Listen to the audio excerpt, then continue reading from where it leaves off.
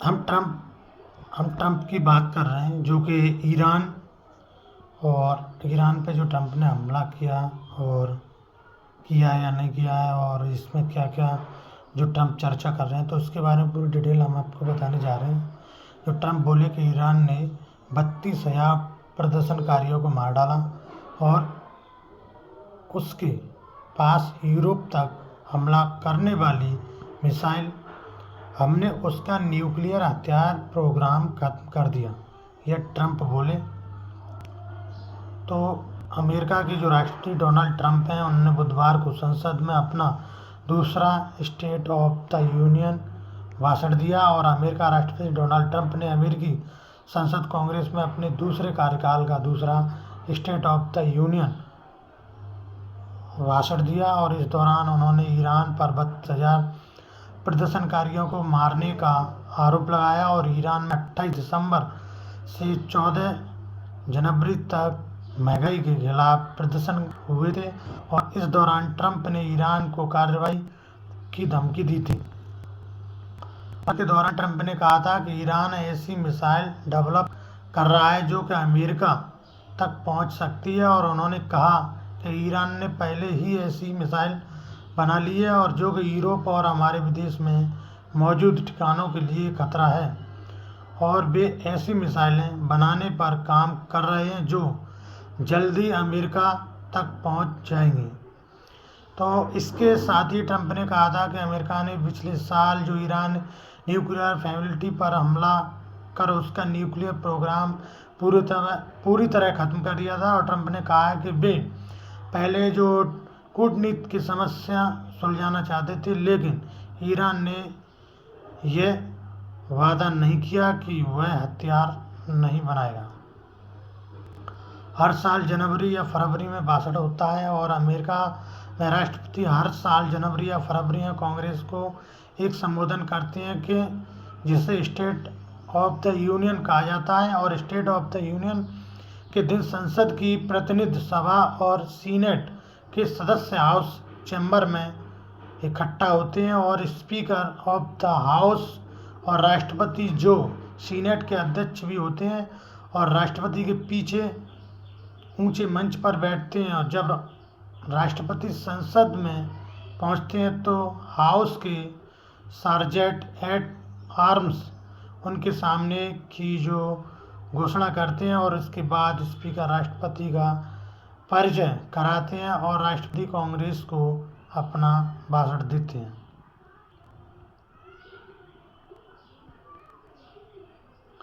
State of the union जो भाषण की जो बैठक की व्यवस्था क्या है, तो इसमें क्या होता है कि इसमें 5 लोग होते हैं।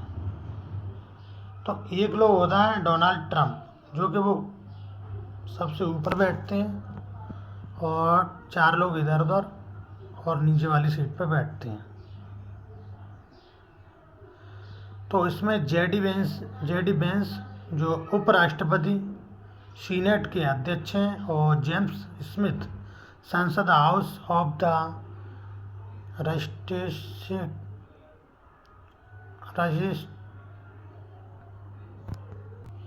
जेसन स्मिथ संसद के रिप्रेजेंटेशन हैं, और केविन केविन मैकम्बर हाउस क्लर्क हैं, और माइक जॉनसन स्पीकर हैं, हाउस स्पीकर। तो भारत और पाकिस्तान युद्ध ट्रंप ने दावा किया, जो पहला उनका जो पॉइंट था वो किया था, तो उस पॉइंट की हम बात करें तो भारत पाकिस्तान युद्ध ट्रंप ने दावा किया है कि उन्होंने भारत पाकिस्तान संघर्ष को रोका। शहबाज शरीफ ने उन्हें बताया कि 3.5 करोड़ लोग मर सकते थे। ईरान मिसाइल और प्रदर्शनकारी, ट्रंप ने कहा है कि ईरानी अमेरिका तक हमला करने वाली मिसाइल डेवलप कर रहा है, और 32,000 प्रदर्शनकारी मारे गए हैं। तीसरा जो पॉइंट कहा ट्रंप ने कि न्यूक्लियर प्रोग्राम, ट्रंप ने कहा कि दावा किया है कि अमेरिका ने ईरान के न्यूक्लियर हथियार प्रोग्राम को ख़त्म कर दिया है। और चौथा जो पॉइंट है, ट्रंप ने कहा कि गाजा संघर्ष विराम, ट्रंप ने गाजा में इजराइल हमास और सीज फायर को कामयाब बताया और जिससे सभी इजरायली बंधक रिहा हो गए। और 5वें पॉइंट की बात करें तो ट्रंप ने 5वें पॉइंट में महंगाई की कीमत है, जो कि ट्रंप ने कहा कि महंगाई के लिए डेमोक्रेटिक जिम्मेदार हैं और उसकी जो नीति से कीमतें तेजी से नीचे आ रही हैं। और वही हम बात करें 6वें पॉइंट की, सोमाली समुदाय और धोखाधड़ी।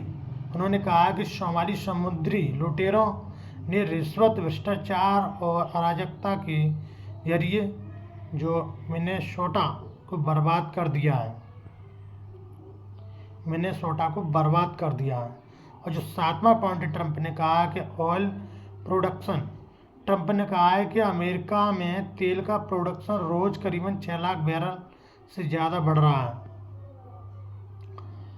और 8वां जो पॉइंट है वो है टैरिफ और व्यापार की नीति। ट्रंप ने कहा कि सुप्रीम कोर्ट के टैरिफ फैसले को दुर्भाग्यपूर्ण बताया और नए 15% वैश्विक टैरिफ लागू करने की बात कही।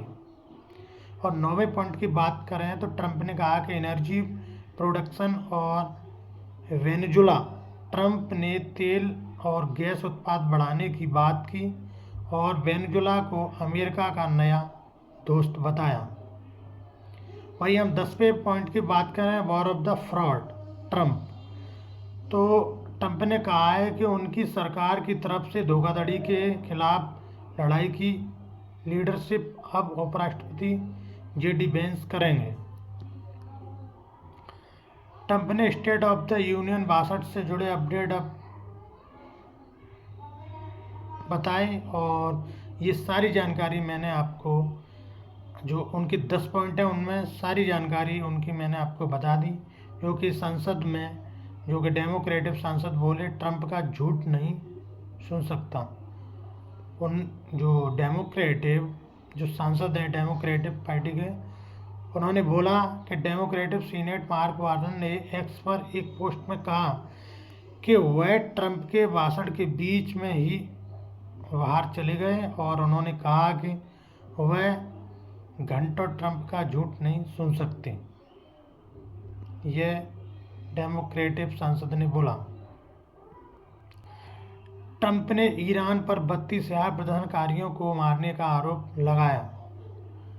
तो ट्रंप ने कहा है कि ईरान ऐसी मिसाइल डेवलप कर रहा है जो कि अमेरिका तक पहुंच सकती है। उन्होंने कहा है कि ईरान ने पहले ऐसी मिसाइल बना ली है कि यूरोप और हमारे विदेशों में मौजूद रखने के लिए खतरा है और ऐसी मिसाइलें बनाने पर काम कर रहा है जो कि जल्दी अमेरिका तक पहुंच जाएगी। ट्रंप का कहना है कि 32,000 प्रदर्शनकारियों को मार डाला है और वह अमेरिका को युद्ध में ले जाना चाहता है। ट्रंप बोले ईरान का न्यूक्लियर हथियार प्रोग्राम खत्म किया।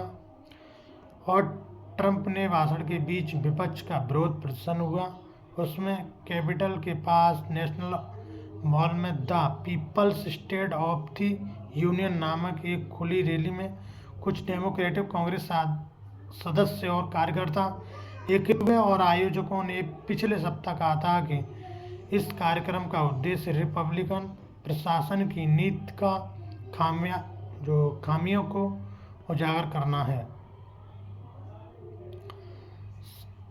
सांसद ने पोस्टर के जरिए ट्रंप के इस्तीफे की मांग की। लॉरेंस हर्ष एप्स्टीन की पीड़ित। Senator Ed Markey people's state of the union कार्यक्रम को संबोधित करते हुए ट्रंप बोले गाजा में इजराइल हमास की डील सफल रही। ट्रंप ने ग्रेट हेल्थ केयर प्लान की जानकारी दी। ट्रंप बोले बाइडेन सरकार में 11,888 हत्यारे प्रवासी बनकर अमेरिका आए। ट्रंप ने कहा कि भाषण में कहा कि बाइडेन सरकार ने 11,888 हत्यारों को प्रवासी बनाकर अमेरिका में आने दिया और उन्होंने कहा कि वे हत्यारे थे। और ट्रंप ने यह भी कहा है कि व्हाइट हाउस ने 4 महीने पहले वॉर ऑफ द फ्रॉड शुरू किया था और इसकी जो जिम्मेदारी उपराष्ट्रपति जेडी वेंस को दी जा रही है। और उन्होंने दावा किया है कि मिनेसोटा में जो सोमाली समुदाय के कुछ लोगों ने अमेरिका की करदाताओं से करीबन $19 अरब की धोखाधड़ी की है और असली रकम इससे भी ज़्यादा की हो सकती है। ट्रंप ने हाल ही में मारे गए चार्ली क्लर्क को भी महान बताया। रूढ़िवादी कार्यकर्ता चार्ली क्लर्क को श्रद्धांजलि अर्पित करते हुए उन्होंने महान इंसान और दोस्त बताया। और क्लर्क जो सितंबर